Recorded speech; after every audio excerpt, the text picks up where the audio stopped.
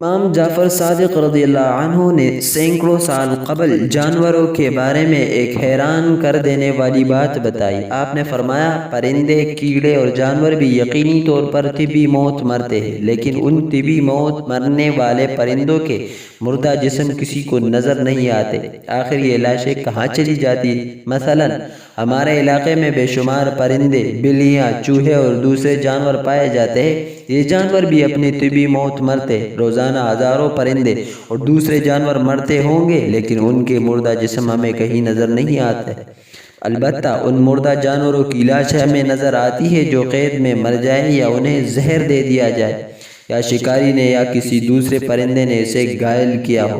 امام جعفر صادق رضی اللہ عنہ نے فرمایا، یہ مردہ اجسام تمہیں اس لیے نظر نہیں آتے کہ چوپائیوں، پرندوں اور دوسرے جانوروں کو اپنی موت کا علم اللہ کی طرف سے پہلے ہی ہو جاتا ہے۔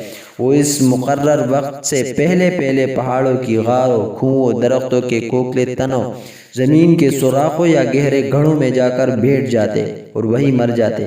یہ اللہ کا نظام ہے جس کی وجہ سے آج انسان سکون سے سانس لے رہا ہے، ورنہ اگر باقی جانوروں، کیڑوں کو چھوڑ کر صرف پرندوں کو لیا جائے تو ایک اندازے کے مطابق دنیا میں پرندوں کی تعداد 700 ارب ہے۔ اگر یہ پرندے سرعام طبی موت مرتے تو زمین پر قدم رکھنے تک کی جگہ نہ ملتی، ہر طرف ان کے مردہ جسم ہوتے جو گندگی اور بے شمار بیماریوں کا سبب بنتے، اور تم اپنے پروردگار کی کون کون سی نعمتوں کو جھٹلاؤ۔